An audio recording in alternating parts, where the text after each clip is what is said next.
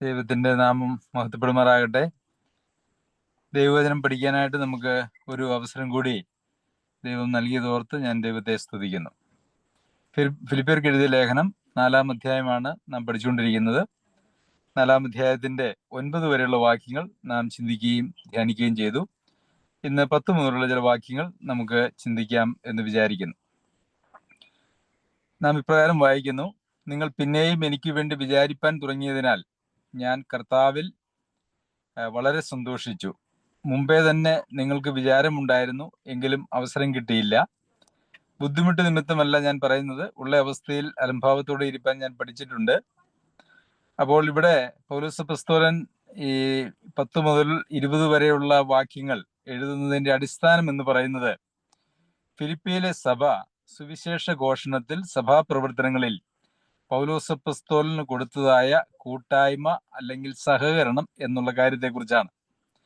പൗലോസ് അപ്പോസ്തലന് ഫിലിപ്പിയിലെ സഭ ഫിലിപ്പിയിൽ താൻ ഉണ്ടായിരുന്നപ്പോൾ മാത്രമല്ല, ഇപ്പോൾ താൻ തടവിലായിരിക്കുമ്പോഴും അത് മാത്രമല്ല, തെസ്സലോനിക്ക സഭയിൽ അവിടുത്തെ പ്രവർത്തനങ്ങൾക്കുമൊക്കെ ഫിലിപ്പിയിലെ സഭ സാമ്പത്തികമായിട്ടുള്ള സഹായം കൊടുത്തിട്ടുണ്ടായിരുന്നു എന്ന് നമുക്ക് കാണുവാനായിട്ട് കഴിയും. അത് ഈ വേദഭാഗത്ത് തന്നെ ഉണ്ട്. അപ്പോൾ ഇവിടെ തടവിൽ പൗലോസ് അപ്പോസ്തലനെ ശുശ്രൂഷിക്കുന്നതിന് വേണ്ടി ഫിലിപ്പിയിൽ നിന്നും തിരഞ്ഞെടുക്കപ്പെട്ട എപ്പഫ്രാദിത്തോസ് എന്ന് പറയുന്ന ഒരു സഹോദരനെ അങ്ങോട്ട് അയച്ചിരുന്നു. ആ സഹോദരന്റെ കയ്യിൽ അവര് ശേഖരിച്ചതായിട്ടുള്ള പണവും കൊടുത്താണ് വിട്ടത്. ഇതേക്കുറിച്ചൊക്കെ നമ്മൾ നേരത്തെ ചിന്തിച്ചതാണ്. ഈ വേദഭാഗങ്ങളിൽ അതിനെക്കുറിച്ച് പറയുന്നുണ്ട്. അപ്പോൾ ഇതാണ് ഇതിന്റെ പശ്ചാത്തലം എന്ന് പറയുന്നത്. അപ്പോൾ എപ്പഫ്രാദിത്തോസിന്റെ കയ്യിൽ സാമ്പത്തികമായിട്ടുള്ള ഒരു കൂട്ടായ്മ കൊടുത്ത് തടവിലിരിക്കുന്ന പൗലോസ് അപ്പോസ്തലന്റെ അടുക്കിലേക്ക് ഫിലിപ്പിയ സഭ അയച്ചു. അപ്പോൾ അതിനെക്കുറിച്ചാണ് നിങ്ങൾ പിന്നെയും എനിക്ക് വേണ്ടി വിചാരിപ്പാൻ തുടങ്ങിയതിനാൽ. അപ്പോൾ പിന്നെയും എന്ന് പറയുന്നത് കൊണ്ട് നേരത്തെയും അങ്ങനെയുള്ള സഹായങ്ങൾ പൗലോസ് അപ്പോസ്തലന് ഈ ഫിലിപ്പിയിലുള്ള സഭ ചെയ്തിരുന്നു എന്നാണ് നമുക്ക് മനസ്സിലാക്കാൻ കഴിയുന്നത്. പൗലോസ് അപ്പോസ്തലൻ ഈ വേദഭാഗത്ത് തന്നെ പറഞ്ഞിട്ടുണ്ട്. അതുമാത്രവുമല്ല, പൗലോസ് അപ്പോസ്തലന്റെ കാര്യത്തിൽ മാത്രവുമല്ല, ഈ യെരുശലേമിലെ ക്ഷാമമുണ്ടായ കാലത്തും മക്കദോന്യ, നമ്മളത് കൊരിന്ത്യർക്ക് എഴുതിയ ലേഖനം 2-ാം ലേഖനം 8-ാം അധ്യായം പഠിച്ചതാണ്. മക്കദോന്യയിലുള്ള സഭകൾക്ക് ലഭിച്ച ദൈവകൃപയെക്കുറിച്ച് നിങ്ങൾ അറിയാതിരിക്കരുത് എന്ന് പൗലോസ് അപ്പോസ്തലൻ പറയുമ്പോൾ, മക്കദോന്യയിലുള്ള സഭകൾ എന്ന് പറയുന്ന സഭകളിൽ പെട്ടതാണ് ഈ ഫിലിപ്പിയ സഭയും തെസ്സലോനിക്ക സഭയും ഒക്കെ. അപ്പോൾ അവരെക്കുറിച്ച് പറയുമ്പോൾ അവരുടെ മഹാദാരിദ്ര്യവും സന്തോഷ സമൃദ്ധിയും എന്നാണ് ഈ സഭയെക്കുറിച്ച് അല്ലെങ്കിൽ സഭയുടെ അവസ്ഥയെക്കുറിച്ച് പൗലോസ് അപ്പോസ്തലൻ ആ ലേഖനത്തിൽ പോലും പറയുന്നത്.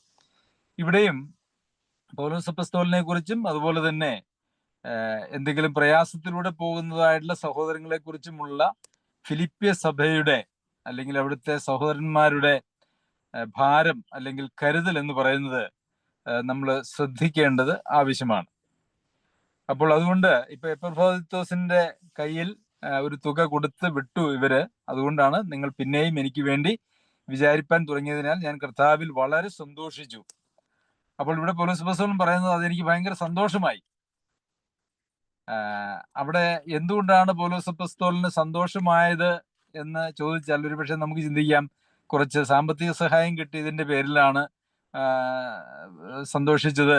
അപ്പോൾ പൈസ കിട്ടുന്ന സന്തോഷമാണോ പൗലോസ് അപ്പോസ്തലന്റെ സന്തോഷം എന്നൊരു സംശയം നമുക്ക് വരാനായിട്ടുള്ള സാധ്യതയുണ്ട്. എന്നാൽ തുടർന്നുള്ള വേദഭാഗം നാം ധ്യാനിക്കുമ്പോൾ എന്താണ് ആ സന്തോഷം എന്നുള്ളത് നമുക്ക് മനസ്സിലാക്കുവാനായിട്ട് സാധിക്കും. ഇവിടുത്തെ സന്തോഷം എന്ന് പറയുന്നത് തന്റെ വ്യക്തിപരമായിട്ടുള്ള ഒരു സന്തോഷമല്ല, മറിച്ച് കർത്താവിൽ വളരെ സന്തോഷിച്ചു എന്നാണ്. അപ്പോൾ ഏതെങ്കിലും ഒരു സഹോദരനോ അല്ലെങ്കിൽ ഒരു സഭയോ ഒരു സാമ്പത്തികമായിട്ടുള്ള സഹായം ചെയ്യുമ്പോൾ നമുക്ക് നമ്മുടെ ജഡത്തിൽ ഒരു സന്തോഷം ഉണ്ടാകുക എന്ന് പറയുന്നതും അതുപോലെ തന്നെ കർത്താവിൽ വളരെ സന്തോഷിക്കുക എന്ന് പറയുന്നതും രണ്ടും രണ്ടാണ്. അത് നിങ്ങൾ മനസ്സിൽ വയ്ക്കുക. അത് തമ്മിലുള്ള വ്യത്യാസം എന്ത് എന്നുള്ളത് പിന്നാലെ നമുക്ക് ചിന്തിക്കാം. മുമ്പേ തന്നെ നിങ്ങൾക്ക് വിചാരമുണ്ടായിരുന്നു, എങ്കിലും അവസരം കിട്ടിയില്ല എന്ന് പറയുമ്പോൾ ഇവര് ഫിലിപ്പിയിലെ സഭ ഈ പൗലോസ് അപ്പോസ്തലന് തെസ്സലോനിക്കയിലെ പ്രവർത്തനങ്ങൾക്ക് കൊടുത്തിട്ടുണ്ട്. ഫിലിപ്പിയിൽ ഉണ്ടായിരുന്നപ്പോഴും കൊടുത്തിട്ടുണ്ട്, ഇപ്പോഴും കൊടുത്തു വിടുന്നുണ്ട്. പക്ഷേ ഇതിനു മുമ്പ് തന്നെ അവർക്ക് വിചാരമുണ്ടായിരുന്നുവെങ്കിലും അവസരം കിട്ടിയില്ല. ഞാൻ നേരത്തെ സൂചിപ്പിച്ചിരുന്നല്ലോ, ഈ ഫിലിപ്പിയ സഭയും ഇപ്പോൾ റോമയിലെ തടവിലായിരിക്കുന്ന പൗലോസ് അപ്പോസ്തലനും തമ്മിൽ ഏകദേശം 1500 കിലോമീറ്റർ ദൂരമാണ് ഉണ്ടായിരുന്നത്. എന്ന് വെച്ചാൽ ആ യാത്ര വളരെ ക്ലേശകരമാണ്. ഇന്നത്തെ പോലെയുള്ള യാത്രാ സൗകര്യങ്ങളൊന്നും ഉണ്ടായിരുന്നതായിട്ടുള്ള ഒരു കാലഘട്ടമായിരുന്നില്ലല്ലോ അന്ന്. അപ്പോൾ അതുകൊണ്ട് നാം ഇവർക്ക് ആഗ്രഹമുണ്ടെങ്കിലും അത് കൊടുത്തു വിടാനായിട്ടുള്ള ഒരു സാഹചര്യങ്ങൾ അവർക്ക്, അല്ലെങ്കിൽ അവസരം അവർക്കുണ്ടായിരുന്നില്ല. അല്ലെങ്കിൽ അവര് ഇതിനു മുമ്പേ പലവട്ടം അത് ചെയ്യുമായിരുന്നു എന്നുള്ളതായ ഒരു ചിന്തയാണ് നമുക്ക് അവിടെ നിന്ന് ലഭിക്കുന്നത്. പിന്നെ പൗലോസ് അപ്പോസ്തലൻ തുറന്നു പറയുകയാണ്, ബുദ്ധിമുട്ട് നിമിത്തമല്ല ഞാൻ പറയുന്നത്. അപ്പോൾ പൗലോസ് അപ്പോസ്തലന് അവരിൽ നിന്ന് സഹായം ലഭിക്കണം എന്നുള്ളതായിട്ടുള്ള ആഗ്രഹത്തിന്റെ അടിസ്ഥാനം പൗലോസ് അപ്പോസ്തലന്റെ ബുദ്ധിമുട്ടല്ല. കാരണം എന്താണെന്ന് ചോദിച്ചാൽ, പൗലോസ് അപ്പോസ്തലൻ പറയുന്നത്, എനിക്ക് എല്ലാ അവസ്ഥയിലും ജീവിക്കാൻ അറിയാം. ഉള്ള അവസ്ഥയിൽ അലംഭാവത്തോടു കൂടെ ഇരിക്കുവാൻ ഞാൻ പഠിച്ചിട്ടുണ്ട്. ഉള്ള അവസ്ഥ എന്ന് പറഞ്ഞാൽ എനിക്ക് സാമ്പത്തികമായിട്ടുള്ള അവസ്ഥ എന്നുള്ളതല്ല, മറിച്ച് ഏത് അവസ്ഥയിലാണോ പൗലോസ് അപ്പോസ്തലനായിരിക്കുന്നത് ആ അവസ്ഥയിൽ സംതൃപ്തിയോടുകൂടി, അലംഭാവം എന്ന് പറഞ്ഞാൽ സംതൃപ്തി എന്നാണ് അർത്ഥം, ആ അവസ്ഥയിൽ സംതൃപ്തിയോടുകൂടി ഇരിക്കാൻ ഞാൻ പഠിച്ചിട്ടുണ്ട് എന്നാണ് പൗലോസ് അപ്പോസ്തലൻ പറയുന്നത്. അപ്പോൾ അത് പഠിച്ചിട്ടുണ്ട് എന്ന് പറയുന്നു. പിന്നെ 12-ാമത്തെ വാക്യത്തിൽ നമ്മൾ വായിക്കുന്നതിന്റെ അവസാനത്തെ വാക്യത്തിൽ എല്ലാം ഞാൻ ശീലിച്ചിരിക്കുന്നു. അപ്പോൾ പഠിക്കുകയും ശീലിക്കുകയും ചെയ്തതായിട്ടുള്ള ഒരു മനുഷ്യനാണ്, പ്രത്യേകിച്ച് ഏത് അവസ്ഥയിലും ജീവിക്കുവാൻ പഠിക്കുകയും ശീലിക്കുകയും ചെയ്ത ഒരു മനുഷ്യനായിരുന്നു പൗലോസ് അപ്പോസ്തലൻ. അതുപോലെ തന്നെ ദൈവ മക്കളായിരിക്കുന്ന ആളുകൾ ദൈവം കടത്തിവിടുന്നതായിട്ടുള്ള ഏതൊരു അവസ്ഥയിലും ആ സംതൃപ്തിയോടെ ജീവിക്കാനായിട്ട് പഠിക്കുകയും ശീലിക്കുകയും ചെയ്യേണ്ടത് ആവശ്യമാണ്. അപ്പോൾ അതിനെക്കുറിച്ച് പിന്നെ പൗലോസ് അപ്പോസ്തലൻ പറയുന്നത്, താഴ്ചയിലിരിക്കാനും സമൃദ്ധിയിലിരിക്കാനും എനിക്കറിയാം എന്ന് വെച്ച് കഴിഞ്ഞാൽ, സമൃദ്ധമായിട്ടുള്ള അവസ്ഥയിൽ, സാമ്പത്തികമായിട്ടുള്ള ഒരു പ്രയാസവും ഇല്ലാത്ത അവസ്ഥയിൽ, അല്ലെങ്കിൽ ആരോഗ്യമുള്ള അവസ്ഥയിലും ആരോഗ്യമില്ലാത്ത അവസ്ഥയിലും, ഏകാന്തതയിലും എല്ലാവരെയും നടുവിൽ വസിക്കുമ്പോഴും, അങ്ങനെ ഏത് അവസ്ഥയിലും എനിക്ക് ഇരിക്കാൻ അറിയാം എന്നാണ്. തൃപ്തനായിരിക്കുവാനും വിശന്നിരിക്കുവാനും സമൃദ്ധിയിലിരിക്കുവാനും ബുദ്ധിമുട്ട് അനുഭവിക്കാനും എല്ലാം ഞാൻ ശീലിച്ചിരിക്കുന്നു. അപ്പോൾ ക്രിസ്തീയ ജീവിത വഴിയിൽ ദൈവം നമ്മെ പരിശീലിപ്പിക്കുന്നതായിട്ടുള്ള ധാരാളം സാഹചര്യങ്ങളുണ്ട്. ആ ഒരു പരിശീലനത്തിനുള്ള കാലഘട്ടമാണ് യഥാർത്ഥത്തിൽ നമ്മളുടെ ഈ ലോകത്തിലുള്ള ജീവിതം എന്ന് പറയുന്നത്. അപ്പോൾ ദൈവം നമ്മെ അങ്ങനെയുള്ള പല അവസ്ഥകൾ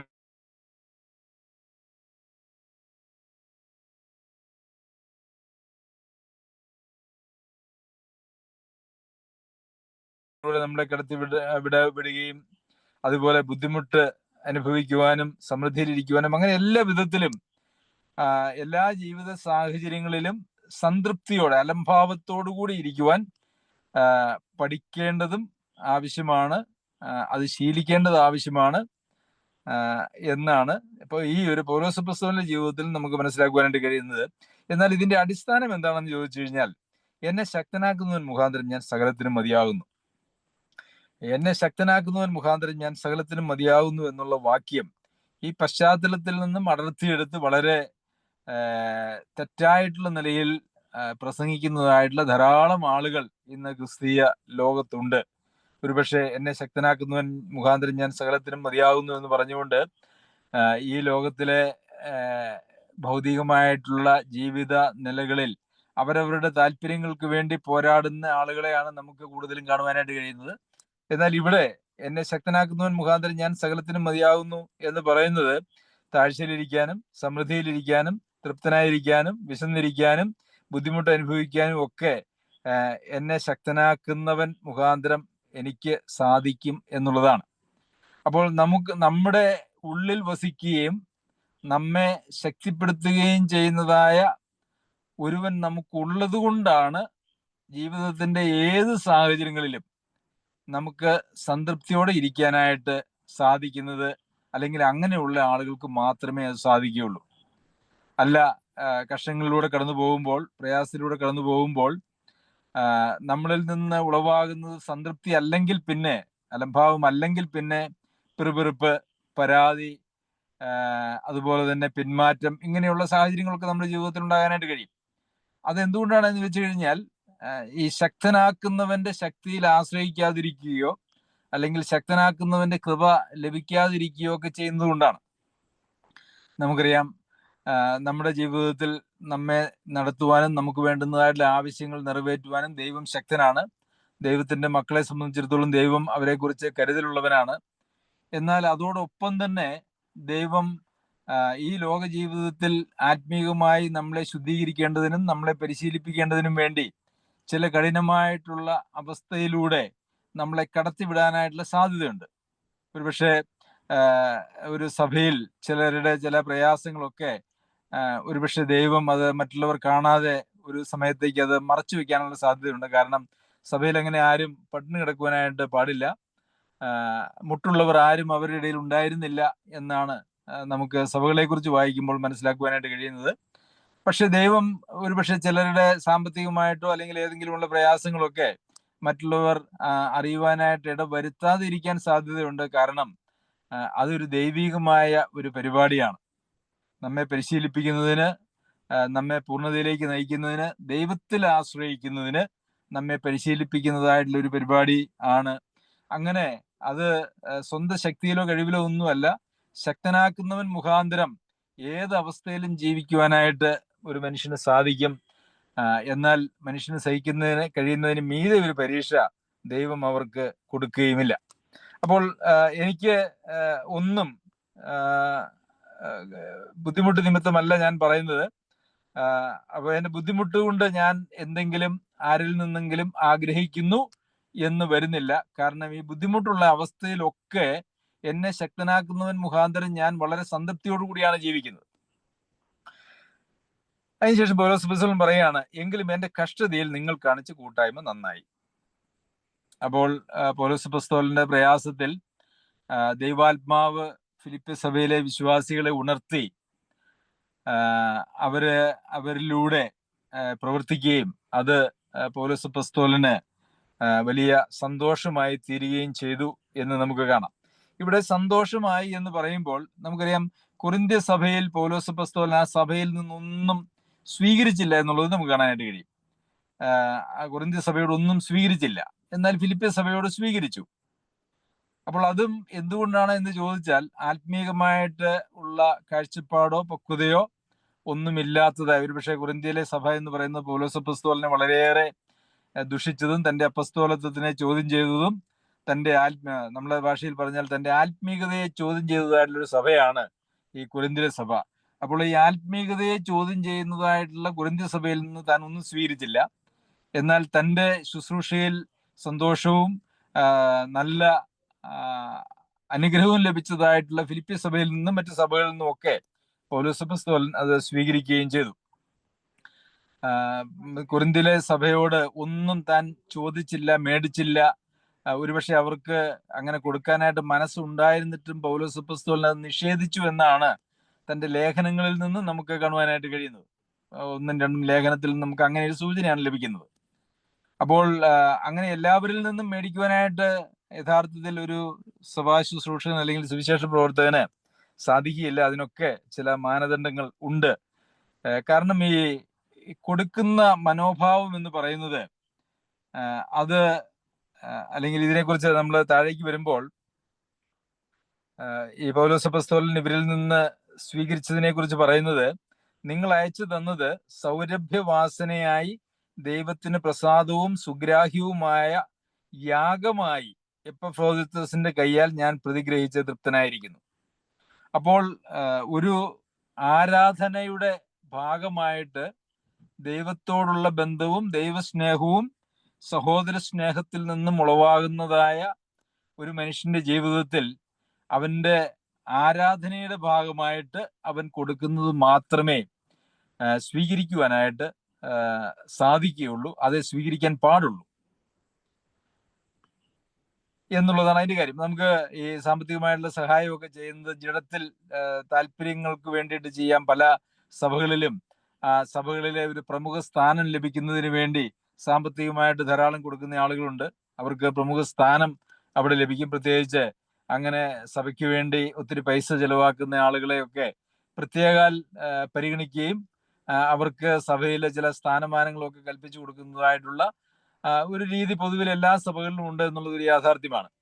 അപ്പോൾ അങ്ങനെ എന്തെങ്കിലും സ്ഥാനങ്ങൾ കിട്ടാൻ വേണ്ടിയോ മാനങ്ങൾ കിട്ടാൻ വേണ്ടിയോ അംഗീകാരം കിട്ടാൻ വേണ്ടിയോ അവരുടെ പേര് വെളിപ്പെടാൻ വേണ്ടിയോ ഒക്കെ കൊടുക്കുന്നതായിട്ടുള്ള സാമ്പത്തിക സഹായം ഒന്നും അത് ശുഭകരമല്ല.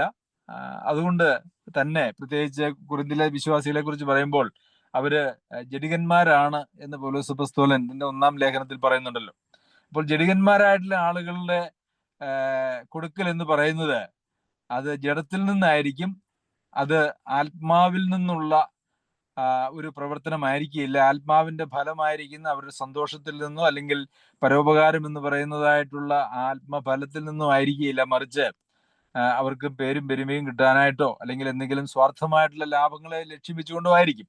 അതുകൊണ്ട് പൗലോസ് അവിടുന്ന് വാങ്ങിച്ചില്ല. എന്നാൽ ഇവിടെ ഫിലിപ്പി സഭ ചെയ്തത് അങ്ങനെയല്ല.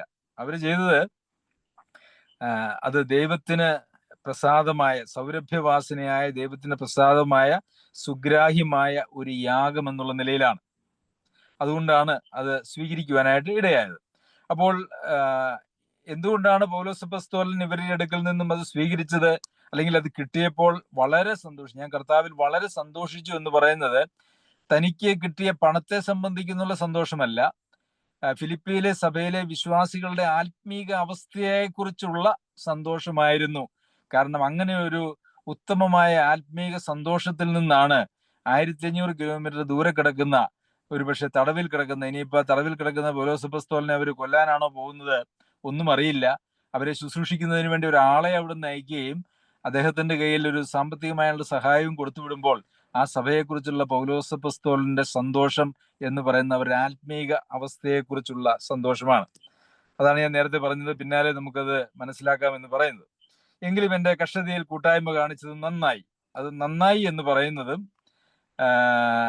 ഈ അവരുടെ ആത്മീക അവസ്ഥയുടെ, അവരുടെ സന്തോഷ സമൃദ്ധിയുടെ ഒരു പ്രതിഫലനമായിട്ട് അവർ നൽകി എന്നുള്ളത് കൊണ്ട് മാത്രമാണ്. അതല്ല എങ്കിൽ കൊരിന്ത്യരോട് പറഞ്ഞതുപോലെ ഞാൻ നിങ്ങളുടെ അടുത്ത് നിന്നൊന്നും വാങ്ങിച്ചിട്ടില്ല, ഇനി വാങ്ങിക്കുകയുമില്ല എന്നായിരുന്നു പറയേണ്ടിയിരുന്നത്. പിന്നെ 15-ാമത്തെ വാക്യത്തിൽ ഫിലിപ്പിലെ സുവിശേഷ ഘോഷണത്തിന്റെ ആരംഭത്തിൽ ഞാൻ മക്കെദോന്യയിൽ നിന്ന് പുറപ്പെട്ടാറ് നിങ്ങൾ മാത്രമല്ലാതെ ഒരു സഭയും വരവ് ചെലവ് കാര്യത്തിൽ എന്നോട് കൂട്ടായ്മ കാണിച്ചില്ല എന്ന് നിങ്ങൾ അറിയുന്നു. അപ്പോൾ പൗലോസ് അപ്പോസ്തലന്റെ പ്രവർത്തനത്തെ സംബന്ധിക്കുന്നതായിട്ടുള്ള അതിന്റെ സാമ്പത്തികമായിട്ടുള്ള കാര്യങ്ങളെ സംബന്ധിക്കുന്നതായിട്ടുള്ള കാര്യങ്ങളൊക്കെ രഹസ്യമൊന്നും ആയിരുന്നില്ല, അത് പരസ്യം തന്നെയായിരുന്നു. കാരണം പൗലോസ് അപ്പോസ്തലനെ സഹായിച്ചത് തെസ്സലോനിക്കയിലൊക്കെ പ്രവർത്തിച്ചപ്പോഴും നിങ്ങളല്ലാതെ മറ്റാരും സഹായിച്ചില്ല എന്നുള്ള ഒരു കാര്യം ഫിലിപ്പിയർക്കും അറിയാമായിരുന്നു. ഒരുപക്ഷെ മറ്റാരും സഹായിക്കാതിരുന്ന ഒരു സ്ഥാനത്ത് അവർ ആ ഉത്തരവാദിത്വം ഏറ്റെടുത്ത് ചെയ്തു എന്ന് നമുക്ക് കാണുവാനായിട്ട് കഴിയും. അത് ഫിലിപ്പിയിലെ സഭയുടെ ഒരു മഹത്വമാണ്, അവരുടെ ആത്മീയമായിട്ടുള്ള കാഴ്ചപ്പാടിന്റെയും സമർപ്പണത്തിന്റെയും ഒരു തെളിവാണ് എന്നുള്ളത് നമുക്ക് കാണാനായിട്ട് കഴിയും. എന്ന് മാത്രവുമല്ല, പൗലോസ് അപ്പോസ്തലന്റെ പ്രവർത്തനത്തിൽ ഒരു പങ്കാളിത്തം അല്ലെങ്കിൽ സുവിശേഷ പ്രവർത്തനത്തിലുള്ള ഒരു പങ്കാളിത്തമാണ് യഥാർത്ഥത്തിൽ ഇങ്ങനെയുള്ള സാമ്പത്തിക സഹായത്തിലൂടെ ലഭ്യമാകുന്നത് അല്ലെങ്കിൽ സാധ്യമാകുന്നത് എന്നുള്ളത് നമുക്കറിയാം. സുവിശേഷം പറയാൻ പോകുന്ന ആളുകൾ അല്ലെങ്കിൽ സഭയുടെ ശുശ്രൂഷ ചെയ്യുന്ന ആളുകൾ മാത്രമല്ല, അവരുടെ ആവശ്യങ്ങൾ അല്ലെങ്കിൽ സഭയുടെ പൊതുവായിട്ടുള്ള എല്ലാ ആവശ്യങ്ങൾക്കും സാമ്പത്തികമായിട്ടുള്ള പങ്കാളിത്തം വഹിക്കുന്ന എല്ലാ ആളുകളും കർത്താവിൻ്റെ സഭയുടെ അല്ലെങ്കിൽ സഭയുടെ പരിപാടിയായിരിക്കുന്ന അല്ലെങ്കിൽ സുവിശേഷത്തിന്റെ പരിപാടിയായിരിക്കുന്ന ആ പരിപാടിയിൽ അവര് പാർട്ട്നേഴ്സ് ആണ് അല്ലെങ്കിൽ അവർ പങ്കാളികളാണ് എന്നുള്ളതാണ്. അപ്പോൾ ഒരു പക്ഷേ നമുക്ക് സഭാപ്രവർത്തനത്തിലുള്ള നമ്മളുടെ പങ്കാളിത്തം എന്ന് പറയുമ്പോൾ ഒരു പക്ഷേ അത് സഭായോഗത്തിലുള്ള ചില പെർഫോമൻസ് എന്നുള്ള നിലയിൽ അല്ല, അത് ഒട്ടുമേ അല്ല, അത് അതിലൊരു ചെറിയ ഭാഗം മാത്രമാണ്.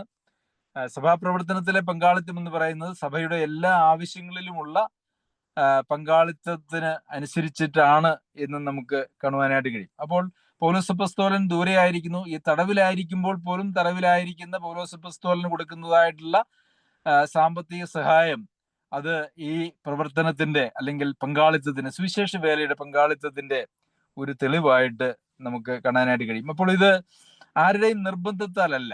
പൗലോസ് അപ്പോസ്തലൻ ഒരിക്കലും ഒരു സഭയിൽ നിന്നും നിങ്ങൾ തരണമെന്ന് പറഞ്ഞ് ആവശ്യപ്പെട്ടിട്ടില്ല, അപ്പസ്തോലന്മാരാരും ഒരാളോടും പൈസ ചോദിച്ചതായിട്ട് നമുക്ക് കാണുന്നില്ല. കർത്താവും ചോദിച്ചിട്ടില്ല.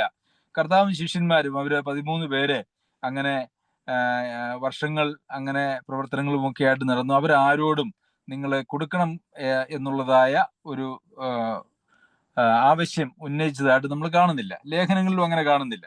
അവർക്ക് വേണ്ടി ആവശ്യപ്പെട്ടിട്ടില്ല. എന്നാൽ മറ്റുള്ളവരെ സഹായിക്കുന്നതിന് വേണ്ടി അവരാവശ്യപ്പെട്ടിട്ടുണ്ട് എന്നുള്ളതും ഒരു യാഥാർത്ഥ്യമാണ്. എന്നാൽ ഇവരുടെ ഒന്നും ആവശ്യങ്ങൾ നിറവേറ്റപ്പെടാതെ ഇരുന്നില്ല എന്നുള്ളതും നമുക്ക് അവിടെ കാണാനായിട്ട് കഴിയും. ഇവരാരും പട്ടിണി കിടന്ന് ഒരപ്പസ്തോലനും പട്ടിണി കിടന്ന് മരിച്ചതായിട്ട് നമുക്ക് കാണാനായിട്ട് കഴിയുന്നില്ല. സാമ്പത്തികമായിട്ടുള്ള പരിമിതികൾ കൊണ്ട് സഭാപ്രവർത്തനങ്ങളോ സുവിശേഷ പ്രവർത്തനങ്ങളോ നടത്താൻ കഴിയാതെ വന്നും എന്ന് നമുക്ക് കാണാനായിട്ട് കഴിയുന്നില്ല. തെസ്സലോനിക്കയിൽ പ്രവർത്തിച്ചപ്പോൾ പോലും അവർക്ക് ഫിലിപ്പിയിൽ നിന്ന് പൗലോസ് അപ്പസ്തോലന് സാമ്പത്തികമായിട്ടുള്ള സഹകരണം കിട്ടി എന്നുള്ളത് നമുക്ക് കാണാനായിട്ട് സാധിക്കും. അപ്പോൾ അവരോട് എന്നോട് കൂട്ടായ്മ കാണിച്ചു എന്ന് നിങ്ങൾ അറിയുന്നു, നിങ്ങളാണത് ചെയ്തത് എന്ന് നമുക്ക് കാണുവാനായിട്ട് കഴിയും. തെസ്സലോനിക്കയിലും എന്റെ ബുദ്ധിമുട്ട് തീർക്കുവാൻ നിങ്ങൾ 1-2 വട്ടം അയച്ചു തന്നുവല്ലോ എന്ന് നമ്മളവിടെ കാണുന്നു. അതിനുശേഷം പൗലോസ് അപ്പോസ്തലൻ 17-ാമത്തെ വാക്യത്തിൽ പറയുകയാണ്, ഞാൻ ദാനം ആഗ്രഹിക്കുന്നു എന്നല്ല, നിങ്ങളുടെ കണക്കിലേക്ക് ഏറുന്ന ഫലം അത്രേ ആഗ്രഹിക്കുന്നത്. അപ്പോൾ ഇവിടെ പൗലോസ് അപ്പോസ്തലന് കൊടുക്കുന്നതായിട്ടുള്ള സാമ്പത്തിക കൂട്ടായ്മയെ 2 തരത്തിലാണ് ഈ വാക്യത്തിൽ പറഞ്ഞിരിക്കുന്നത്. 1 ദാനം, 2 ഫലം, കണക്കിലേക്ക് ഏറുന്ന ഫലം. നമുക്കറിയാം, ദാനം ചെയ്യുക എന്ന് പറഞ്ഞാൽ അത് നമ്മൾ ആർക്കെങ്കിലും ദാനം കൊടുക്കുക എന്ന് പറഞ്ഞാൽ എന്താണ്? ഏതെങ്കിലും പ്രയാസമുള്ള ആളുകൾക്ക്, തിരിച്ചു തരാൻ പ്രാപ്തിയില്ലാത്ത ഒരാൾക്ക് അവരുടെ സാമ്പത്തികമായിട്ടുള്ള ആവശ്യങ്ങൾക്ക് വേണ്ടി നമ്മൾ തിരിച്ചൊന്നും പ്രതീക്ഷിക്കാതെ സൗജന്യമായിട്ട് കൊടുത്ത് അവസാനിപ്പിക്കുക. അവിടെ പിന്നെ ബന്ധങ്ങളില്ല. അങ്ങനെ ദാനം കൊടുക്കുന്നിടത്ത് നമുക്ക് ഏതെങ്കിലും ഒരു യാചകര് നമ്മുടെ വീട്ടിൽ വന്നാൽ നമ്മൾ ദാനമായിട്ട് അവർക്ക് കൊടുത്ത് അവരെ വിടും. അവർ പോയി. അവരെ സംബന്ധിച്ചിടത്തോളം അന്യോന്യമുള്ള ഒരു ബന്ധത്തിൽ നിന്ന് ഉളവാകുന്നതായ ഒരു ഇടപാടല്ല ഈ ദാനം എന്ന് പറയുന്നത്. എന്നാൽ നേരത്തെ ഞാൻ സൂചിപ്പിച്ചതുപോലെ ദൈവാത്മാവിന്റെ പ്രവർത്തനത്താൽ ഓരോരുത്തരുടെയും ഹൃദയത്തിൽ ദൈവാത്മാവിന്റെ ഫലമായിട്ട് വരുന്ന അവരുടെ സന്തോഷത്തിൽ നിന്നും ദൈവിക കാര്യങ്ങൾക്ക് വേണ്ടി, അല്ലെങ്കിൽ ആത്മീയ കാര്യങ്ങൾക്ക് വേണ്ടി, അല്ലെങ്കിൽ സഹോദരങ്ങൾക്ക് വേണ്ടി അവർ ചെലവാക്കുന്നതായ പൈസ എന്ന് പറയുന്നത് അത് ദാനമല്ല, അത് യഥാർത്ഥത്തിൽ ഒരു ദൈവകൃപയാണ് എന്നുള്ളതാണ് സത്യം. മക്കതോന്യയിലെ സഭകൾക്ക് ലഭിച്ച ദൈവകൃപ നിങ്ങൾ അറിയാതിരിക്കരുത് എന്നാണ് നമ്മളവിടെ കാണുന്നത്. അപ്പോൾ ഈ കൊടുക്കുന്ന ഒരേ തുക തന്നെ ദാനമായിട്ടും കണക്കാക്കപ്പെടാം, അതുപോലെ തന്നെ ദൈവകൃപയായിട്ടും അതിനെ കണക്കാക്കപ്പെടാം. ഇവിടെ നിങ്ങളുടെ ദാനം ഞാൻ ആഗ്രഹിക്കുന്നില്ല, ഞാൻ ദാനം ആഗ്രഹിക്കുന്നു എന്നല്ല, നിങ്ങളുടെ കണക്കിലേക്ക് ഏറുന്ന ഫലം എന്നത്ര ആഗ്രഹിക്കുന്നത്. അപ്പോൾ അവരുടെ കണക്കിലേക്ക് ഏറുന്ന ഫലം എന്ന് പറയുമ്പോൾ അവരുടെ എല്ലാ ആവശ്യങ്ങളും നിറവേറ്റിയിട്ട് മിച്ചമുള്ളത് എന്നൊരു പക്ഷേ അത് വായിക്കുമ്പോൾ നമുക്ക് അങ്ങനെ ഒരു ചിന്ത നമ്മളിലേക്ക് വരാൻ സാധ്യതയുണ്ട്. എന്നാൽ അങ്ങനെ ഒരു ചിന്തയ്ക്ക് ആവശ്യമില്ല. അങ്ങനെയല്ല. ഈ ഫലം എന്നുള്ള വാക്കൊരിക്കലും ഈ സമ്പത്തുമായിട്ട് ബന്ധപ്പെടുത്തി നമുക്ക് പൗലോസ് അപ്പോസ്തലൻ ഒരിടത്തും എഴുതിയിട്ടില്ല. അവിടെ അവരിലുള്ള ദൈവാത്മാവിന്റെ പ്രവർത്തനത്താൽ ആത്മാവിന്റെ ഫലമായിട്ട് അവരിൽ വരുന്നതായിട്ടുള്ള പരോപകാരമോ സ്നേഹത്തിൽ നിന്ന് ഉളവാകുന്നതായിട്ടുള്ള സാമ്പത്തിക കൂട്ടായ്മയാണ് അവിടെ ഉദ്ദേശിച്ചിരിക്കുന്നത് എന്ന് നമുക്ക് കാണുവാനായിട്ട് കഴിയും. നമുക്ക് സ്വാഭാവികമായിട്ടും ചിന്തിച്ചാൽ ഇപ്പോൾ തടവിൽ കിടക്കുന്നതായിട്ട് പൗലോസ് അപ്പോസ്തലൻ 1500 കിലോമീറ്റർ ദൂരെ ഒരാളെ അയച്ച് സാമ്പത്തികമായിട്ടുള്ളൊരു കൂട്ടായ്മ കൊടുക്കുക എന്ന് പറഞ്ഞാൽ സാധാരണഗതിയിൽ ഫിലിപ്പിയിലെ സഭ എങ്ങനെയാണ് ചിന്തിക്കേണ്ടത്? റോമയിൽ സഭയുണ്ടല്ലോ, അവിടെ സഹോദരന്മാരുണ്ടല്ലോ, അവര് പൗലോസിന്റെ കാര്യം നോക്കിക്കൊള്ളും എന്നുള്ള നിലയിലാണ് ഒരു സാധാരണ ചിന്ത. എന്നാൽ അങ്ങനെയല്ല. അതുപോലെ തന്നെ തെസ്സലോനിക്കയിലെ പ്രവർത്തനത്തിന് ഇവിടെ വന്ന് പ്രവർത്തനം ചെയ്യുമ്പോൾ ഇവിടുത്തെ ആവശ്യത്തിന് ഞങ്ങൾ കൊടുക്കാം, തെസ്സലോനിക്കയിലെ ആവശ്യത്തിന് അവിടെയുള്ള ആളുകൾ കൊടുക്കട്ടെ, അല്ലെങ്കിൽ മറ്റ് സഭകളൊക്കെ കൊടുക്കട്ടെ, ഇപ്പൊ ഞങ്ങൾ മാത്രമേ ഉള്ളൂ എന്നൊക്കെ ചിന്തിക്കുക എന്ന് പറയുന്നതാണ് യഥാർത്ഥത്തിൽ ഈ ദാനം കൊടുക്കുന്നതിൻ്റെയും അല്ലെങ്കിൽ ഈ വകുപ്പും ന്യായവും വെച്ച് കൊടുക്കുന്നതിൻ്റെയും ഒരു പ്രത്യേകത എന്ന് പറയുന്നത്. എന്നാൽ സ്നേഹത്തിൽ ദൈവാത്മാവിന്റെ പ്രവർത്തനത്താൽ അവരുടെ സന്തോഷത്തിൽ നിന്ന് കൊടുക്കുന്ന കൊടുപ്പ് എന്ന് പറയുന്നത് അങ്ങനെ ഒന്നുമല്ല വരുന്നത്. അത് അവർക്ക് കൊടുക്കാതിരിക്കാൻ കഴിയില്ല എന്നുള്ളതാണ്. അതായത് നമുക്കറിയാം, ലോകത്തിലെ എല്ലാ പ്രവർത്തനങ്ങൾക്കും സമ്പത്ത് ആവശ്യമാണ്. സമ്പത്തില്ലാത്തതായിട്ടുള്ള പ്രവർത്തനങ്ങളൊന്നും ഈ കാലഘട്ടത്തിലല്ല, ഒരു കാലഘട്ടത്തിലും നടക്കുകയില്ല. യാത്രയ്ക്കും ഭക്ഷണത്തിനും ചികിത്സയ്ക്കും അതുപോലെയുള്ള എല്ലാ കാര്യങ്ങൾക്കും പൈസ ആവശ്യമാണ്. അപ്പോൾ അങ്ങനെയുള്ള ആവശ്യങ്ങൾക്ക് കൊടുക്കാതിരിക്കുക എന്ന് പറയുന്നത് ദൈവാത്മാവിനാൽ നിയന്ത്രിക്കപ്പെടുന്ന ആത്മനിറവുള്ളവരായിട്ടുള്ള ആർക്കും അത് ചെയ്യാതിരിക്കാനായിട്ട് കഴിയില്ല എന്നുള്ളതാണ് അതിൽ നിന്നും നമുക്ക് മനസ്സിലാക്കുവാനായിട്ട് ആഗ്രഹിക്കുന്നത്. അപ്പോൾ ദാനം എന്നുള്ള നിലയിൽ സ്വീകരിക്കാൻ പൗലോസ് അപ്പോസ്തലൻ തയ്യാറായിരുന്നില്ല.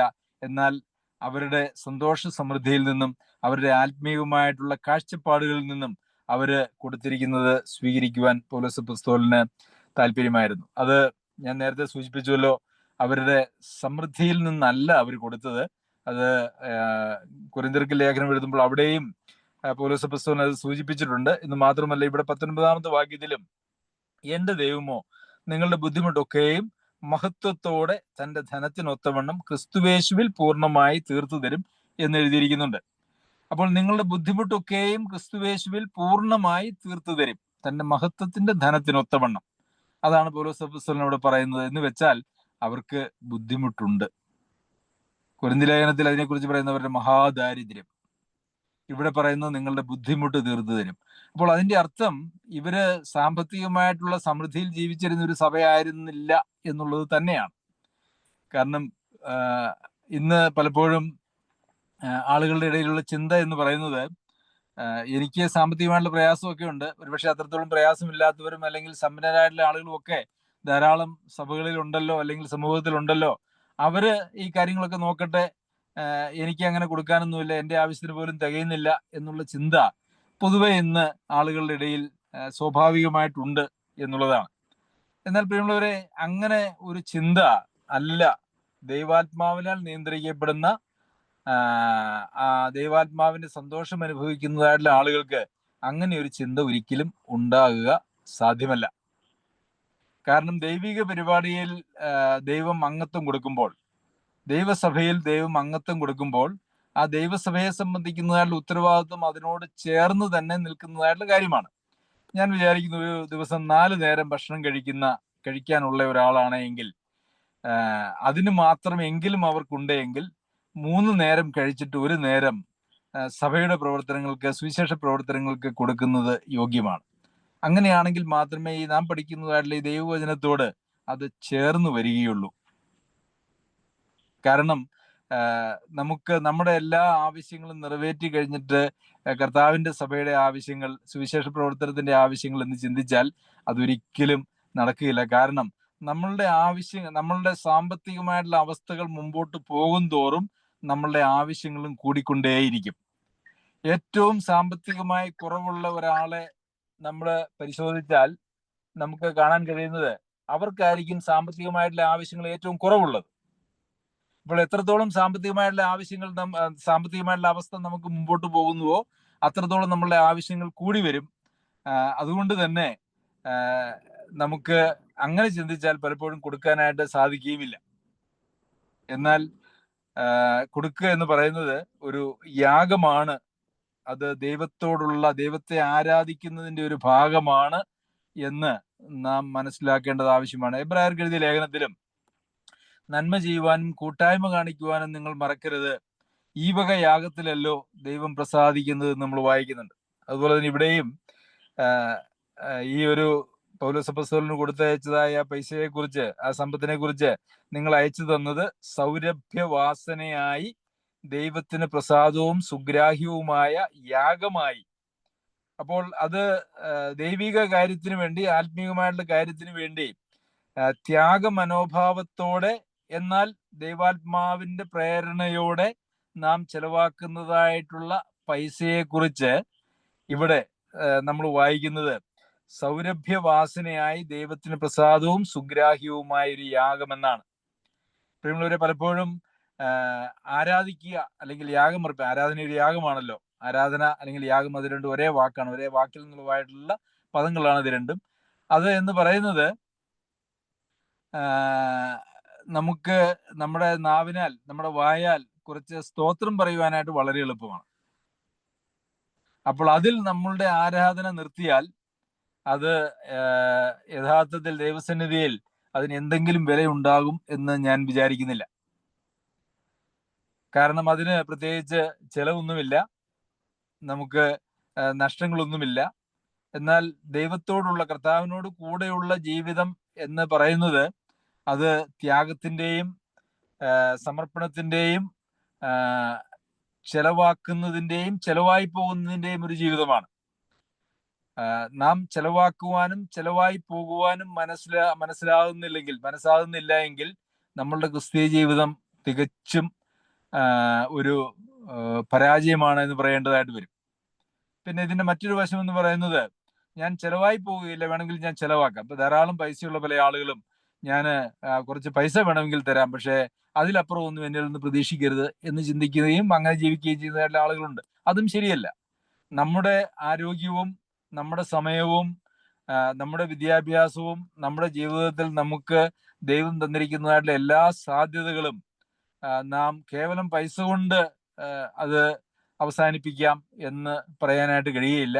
നമ്മളെ മുഴുവനായിട്ട് ദൈവം വാങ്ങിയപ്പോൾ, ദൈവം ദത്തെടുത്തപ്പോൾ, അതിൽ നമ്മളുടെ സമ്പത്തും നമ്മളുടെ ആരോഗ്യവും നമ്മളുടെ എല്ലാ സാധ്യതകളും അതിൽ ഉൾപ്പെട്ടിട്ടുണ്ട് എന്നുള്ളതാണ്. അതെല്ലാം ദൈവത്തിന് സ്വന്തമാണ്. അപ്പോൾ യഥാർത്ഥത്തിലുള്ള ക്രിസ്തീയ ജീവിതത്തിലേക്ക്, കാഴ്ചപ്പാടുകളിലേക്ക് കടന്നു വന്നതായിട്ടുള്ള ആർക്കും അവരുടേത് എന്ന് പറയുവാനായിട്ട് ഒന്നും ഉണ്ടായിരിക്കുകയില്ല. എൻ്റേത് എന്നെനിക്ക് പറയാൻ കഴിയണമെങ്കിൽ, അല്ലെങ്കിൽ പറയുന്നുവെങ്കിൽ, ഞാൻ ദൈവത്തിൻ്റെ അല്ല എന്നുള്ളതാണ് അവിടെ നിന്നും നമുക്ക് മനസ്സിലാക്കുവാനായിട്ട് കഴിയുന്നത്. അപ്പോൾ നമ്മളുടെ ബുദ്ധിമുട്ടുകൾ തീർന്നിട്ട് സഭയുടെ പ്രവർത്തനങ്ങൾക്കായിട്ടുള്ള, സുവിശേഷ പ്രവർത്തനങ്ങൾക്കായിട്ടുള്ള കാര്യങ്ങൾക്ക് ചെയ്യാം എന്ന് വിചാരിക്കുന്നതോ, അല്ല എങ്കിൽ അതെൻ്റെ ഉത്തരവാദിത്വമല്ല എന്ന് ചിന്തിക്കുന്നതോ ഒന്നും ദൈവവചനപ്രകാരം ശരിയായിട്ടുള്ള ഒരു കാര്യമല്ല എന്നുള്ളത് നമുക്ക് വചനത്തിൽ നിന്നും മനസ്സിലാക്കുവാനായിട്ട് സാധിക്കും. പ്രിയമുള്ളവരെ, പൗലോസ് അപ്പോസ്തലന്റെ പ്രവർത്തനങ്ങൾക്കും അതുപോലെ തന്നെ യെരുശലേമിലെ സഭയിൽ ഒരു ക്ഷാമം വന്നപ്പോൾ അവരുടെ ആശ്വാസത്തിനുമായിട്ട് വളരെ ത്യാഗമനോഭാവത്തോടു കൂടി ഈ ഫിലിപ്പിയിലെ സഭ അവരുടെ സമ്പത്ത് അയച്ചു കൊടുത്തു. അങ്ങനെ അയച്ചു കൊടുത്ത് സഭ തീർച്ചയായിട്ടും പൗലോസ് അപ്പോസ്തലൻ അവിടെ താമസിച്ച കാലത്തും അത് ചെയ്തിട്ടുണ്ടായിരിക്കും എന്നുള്ളത് സ്വാഭാവികമായിട്ടും നമുക്ക് മനസ്സിലാക്കാൻ കഴിയുന്ന കാര്യമാണ്. അപ്പോൾ നമ്മെ തന്നെ, നമ്മുടെ ശരീരങ്ങളെ യാഗമായി അർപ്പിക്കണം എന്ന് നമ്മൾ വായിക്കുന്നുണ്ട്. റോമർക്ക് എഴുതിയ ലേഖനം 12-ാം അധ്യായത്തിന്റെ 2-ാം വാക്യം, 1-2 വാക്യങ്ങൾ. അപ്പൊ നമ്മുടെ ശരീരത്തെ യാഗമായി അർപ്പിക്കുമ്പോൾ നമ്മുടെ എല്ലാം, നമ്മെ തന്നെയും, സ്വയത്തെ ത്യജിക്കുക എന്ന് പറയുമ്പോൾ ഈ സ്വയത്തെ യാഗമായി അർപ്പിക്കുക എന്നുള്ളതാണ്. നമ്മളുടെ സമ്പത്തും ഒരു യാഗമായി അർപ്പിക്കേണ്ടതാണ്. നമ്മളുടെ സമയം ഒരു യാഗമായി അർപ്പിക്കേണ്ടതാണ്. നമുക്ക് നമ്മുടെ അറിവ്, നമ്മുടെ പരിജ്ഞാനം, ഇതെല്ലാം ദൈവിക കാര്യങ്ങൾക്ക് വേണ്ടി ഉപയോഗിക്കേണ്ടതാണ്. ദൈവികമായിട്ടുള്ള കാര്യങ്ങൾക്ക് വേണ്ടി ഉപയോഗിക്കുമ്പോൾ അത് വിശുദ്ധമാണ്, അതൊരു യാഗവുമാണ്. ദൈവം നമ്മെ സഹായിക്കട്ടെ. നമ്മുടെ ആത്മീയമായിട്ടുള്ള കാഴ്ചപ്പാടുകൾ ദൈവവചനപ്രകാരം ക്രമീകരിക്കപ്പെടുവാനും അത് ദൈവത്തിന്റെ നാമത്തിന് മഹത്വമാകുവാനും സർവശക്തനായ ദൈവം ഇടവരുത്തട്ടെ എന്ന് പ്രാർത്ഥിച്ചുകൊണ്ട്, ആശംസിച്ചുകൊണ്ട് ഞാൻ എൻ്റെ വാക്കുകളെ നിർത്തുന്നു.